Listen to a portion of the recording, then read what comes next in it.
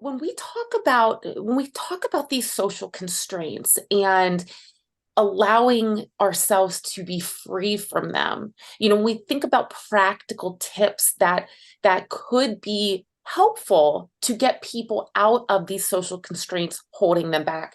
You talked about boundaries, you talked about finding your tribe and getting over judgment, learning to go inside. Is there anything else that you feel are some really practical tools just even to get people started on that journey? Because it can be scary.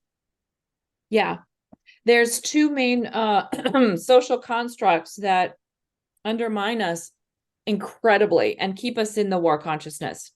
The first, the first construct that we're up against all the time, that's good. That I mean, I get a little upset about it sometimes. Is what I call the happiness formula lie, and it's once I get the right job and I get this money, and then I buy this car, and then I get my kids into that school, and then we move to this better neighborhood, and then I get my kitchen redone, and then, and once I get, I get this new makeover, or I lose 10 pounds, then I'll be happy.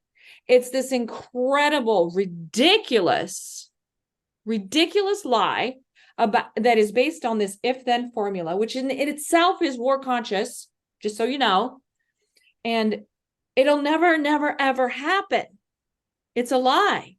And this really gets me is where the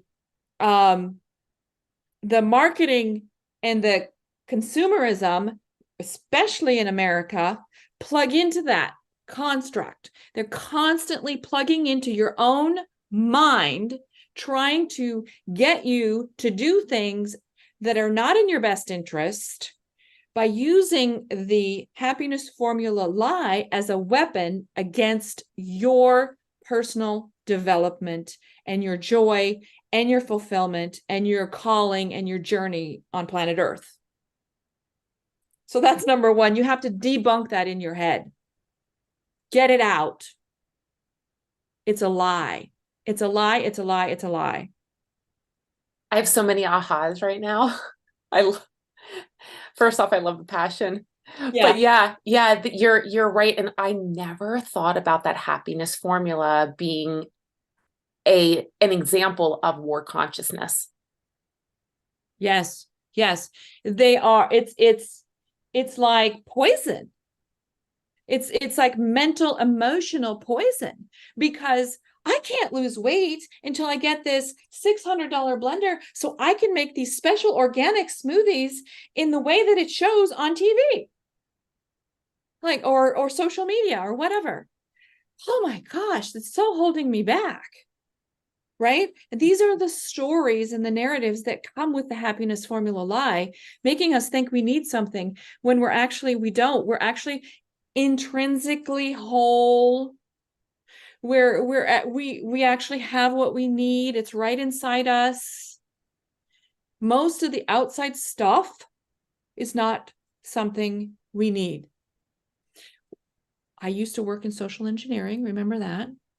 So I know how to manufacture desire and consent and how it's used. And doing an MBA and doing business and coaching, so I could coach leaders and understand business. I also understand what they literally call psychological marketing. I'm like, how is that even legal? How can we do this to people? What are we thinking? So that's number one. Happiness formula lie. No, it's a lie. And really work against it. Notice it and work against it. And there are different ways to do that. I mentioned some in the book. And related to that is another construct that needs to be totally debunked, is what I call the sickness of more. We call it also like poverty consciousness or something like that. But it's really that constant grasping because I'm not enough. And somehow, either by eating more, having more, doing more, getting more validation, being more pretty, being more famous, or something of the sort that's all out there, of which I have very little control, then again, it's an if-then formula. Then I can be satisfied. I can find myself. If I can just get more money, and that sickness of more and the happiness formula lie, they're like, oh, great buddies. They just undermine us all the time. Nobody's immune to this. You have to do Well, the work. that really sounds like it is the root and the basis of addictive patterning, It that is. need for more. Yeah. Yeah, it is. It is. And there's the mental emotional side of it. And we have to be really careful because there's also a biological side to this. Our bodies are wired for certain kinds of addiction. I don't know about you, but I love chocolate. Yeah. So, dopamine hit, boom. Um, Facebook likes, dopamine hit, boom. All of it. So there are other ways to nourish, care, love yourself that don't involve some basic kind of dopamine hit, whether it's the blueberry muffin or the beer or the chocolate or whatever. There are other ways that are sustainable and that you can produce from the inside out. So what are some practical ways to unplug from this? Meditation is one.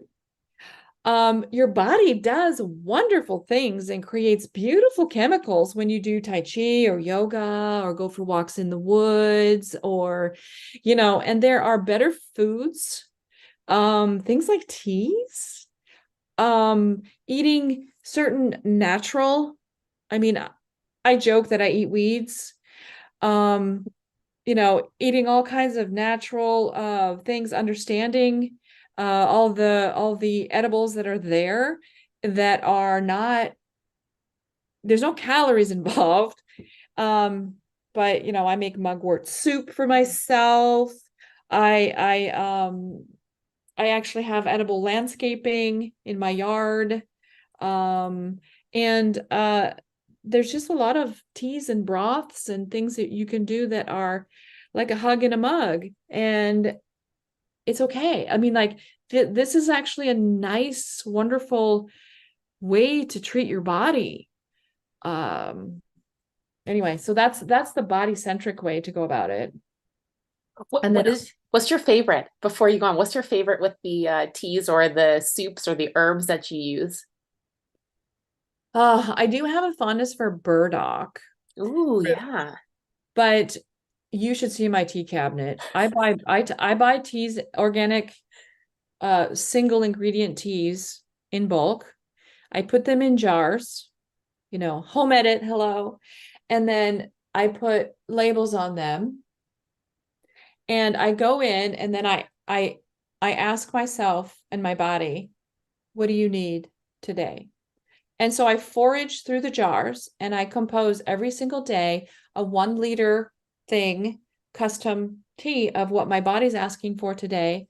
I have cheat sheets on the inside of the cupboard of like, okay, this is like pituitary gland. This is, digestive. This is liver, kidney support, all these things. So I see what my body's telling me by looking at that. And I'm like, wow, I'm really asking for a lot of pituitary. And this is what's happening for me right now because I'm in menopause. My body wants all these pituitary support herbs. I'm like, okay, yeah, that part of my brain is remodeling right now because of the menopause and the hormones. So burdock, nettle, so a lot of like sea moss, and I'm composing that from my own body, my knowledge. What a beautiful way to really get to know yourself, and what you need is just simply taking the time to explore and listen to what your body's saying. I love that. Yeah. I think it's also important that from a love conscious point of view, I had to think and be like, what could I do? What could I do? How could I design this in my life? And I'm really all about designing habits in the in the leadership coaching or whatever. And you design the habit. So I was like, I knew that the teas that were pre-composed weren't quite what I wanted. So I said, okay, this is what you're gonna have to do.